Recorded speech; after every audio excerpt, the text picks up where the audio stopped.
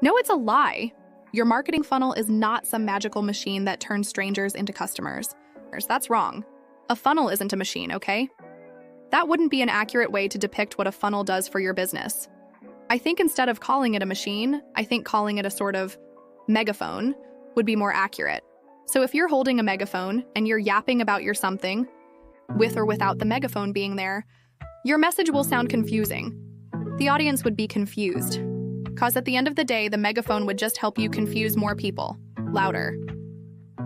This is a really big issue I have with some of the marketing advice out there. Some gurus are out there selling you on the power of the megaphone, the complex software, the elaborate sequences, the expensive ad strategies. They promise that if you just build their system, the clients will appear. But a megaphone has no intelligence of its own. It only amplifies what you put into it. If you're saying, "I help businesses grow," your megaphone just blasts a vague, meaningless message to the world. No wonder no one's responding. They can't figure out if you're even talking to them. So before we even talk about the structure of your funnel, we have to fix the message you're screaming through it. In this video, we're not just going to talk about funnels, we're going to talk about the clarity that makes them actually work. We'll cover the single most common reason funnels fail, a weak message, and then I'll show you how a dead simple structure, powered by a crystal clear message, is all you need to attract the right clients. Let's get started with why your megaphone might be the problem. Okay, this might sting a bit. If you've tried setting up funnels before and they flopped, it's probably not because you messed up. You were just following instructions meant for someone else's business. Here's what I mean. Say someone wants to buy a $20 face mask. They might watch one video ad and buy it right then and there. Takes maybe 5 minutes. But what about when someone needs help with their business? Like they need a consultant or someone to build their website or help with their marketing? That's not a 5-minute decision. They're going to research you. Check out your website multiple times. Maybe ask their friends what they think. Why? Because they're not just buying something. They're trusting you with their business. That's scary. What if you don't understand their industry? What if you can't actually help them? What if they waste their money? So while that face mask buyer is already checking out, your potential customer is still trying to figure out if you're the right person for the job. Most marketing advice completely ignores this. They act like everyone should buy from you instantly. But that's not how service businesses work. Let me tell you about some stuff that happens all the time. You might be doing these things right now. First thing, people visit your website and have no clue what you actually do. They know you help businesses somehow, but they can't figure out if you help businesses like theirs. Like, are you the person who helps restaurants, or tech companies, or small shops? They're not sure, so they leave. They're not being picky. They just want to know you understand their world. Second thing, you're making everything way too complicated. Maybe you have this long series of emails that basically say the same thing over and over, or your website has so many pages they don't know where to go next. Look, your customers are busy running their own businesses. They don't want to read 15 emails from you. They want to know what you do, whether you can help them, and how to get started if they're interested.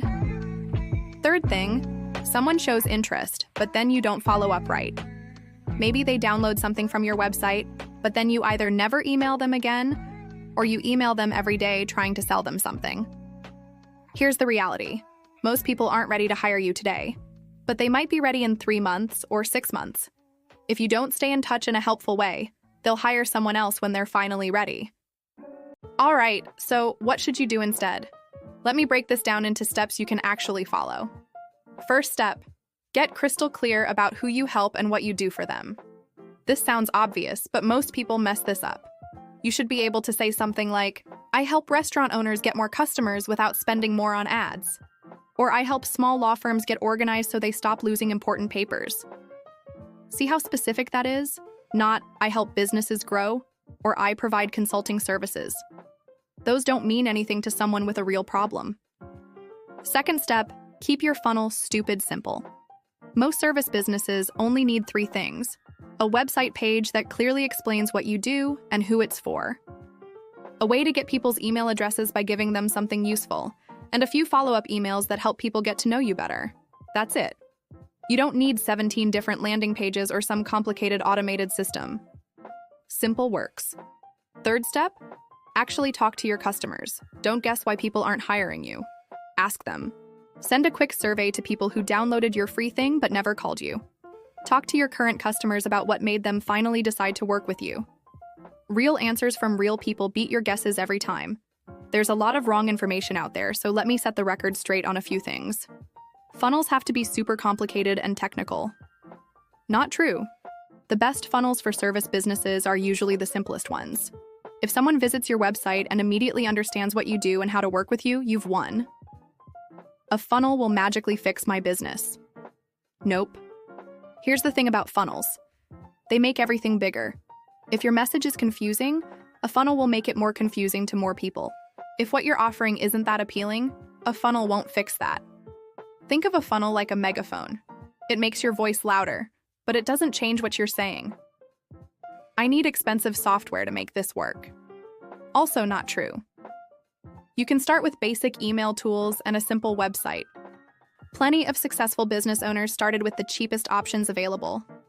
Your strategy matters way more than your tools. Here's something those marketing experts don't mention because it's not exciting. Building a good funnel takes time. Not because it's complicated, but because you need to understand your customers really well. You need to know not just what problem they have, but how they feel about that problem. What keeps them up at night? What are they worried about? What would make them feel confident about hiring someone like you? And you need to be able to talk about their problem in a way that makes them think, finally, someone who gets it. The business owners who succeed with this stuff aren't necessarily smarter or more tech-savvy. They just pay attention to what's working and what isn't. And when something isn't working, they change it. Look, you don't need to overcomplicate this. You don't need to spend thousands of dollars on software or hire some fancy agency. You just need to understand that your business is different. Your customers take longer to decide. They need to trust you first, and they want to feel confident that you understand their specific situation. The framework I just walked through, being clear about what you offer, keeping things simple, and actually listening to your customers, that covers most of what you need to know. But I know you're probably sitting there thinking about your own business and wondering about the specifics, like, what exactly should you put on that web page? What should you give people in exchange for their email? How often should you follow up? If you want help figuring out where your current setup is leaking customers, I made a quick checklist you can use. It's specifically for service businesses with small teams. Takes about 5 minutes to go through, and it'll help you spot the main areas where you might be losing people. You can use it to figure out what to fix first in your own business. That way you can make changes to the exact spots that are costing you customers, and you'll probably get better results from the same amount of website visitors. The link is right there in the description. This has been Rita with ClicksandThings.com. See you in the next one.